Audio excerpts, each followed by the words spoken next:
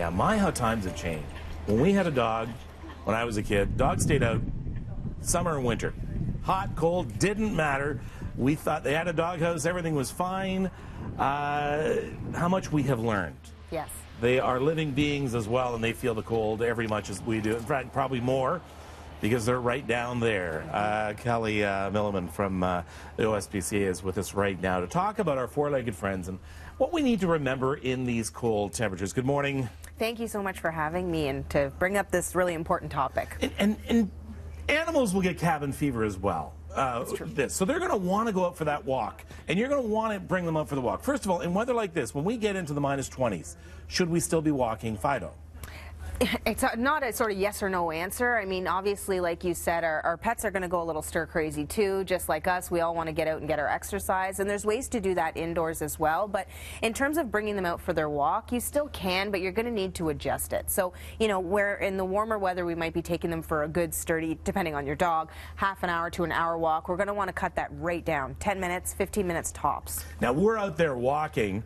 And the one thing even non-pet owners can remember as well is, well, we have shoes and boots on. Our animals are their bare pads, and they're walking on the salt, the sidewalk salt. Yes, absolutely. It can be very harmful for their pads of their paws.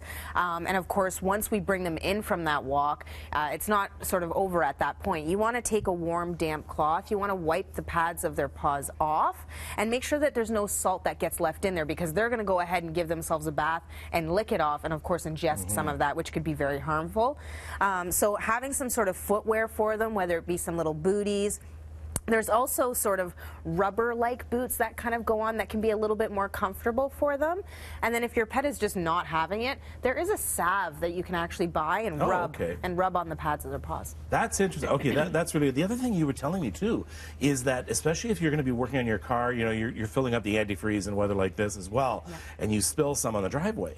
Yeah, pets can find that very sweet, and they may want to lick it. It could get on their paws as well, and that can be very toxic. Now, some people look at, like, come on, he's just so cute, look at that. Some people look at this, though, and they say, okay, I can't stand it. I don't want to put coats on my pet.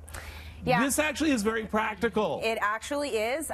Just like us, we need to put on outerwear, and it can be great, especially for a shorter hair dog or a smaller dog that doesn't have a nice thick coat.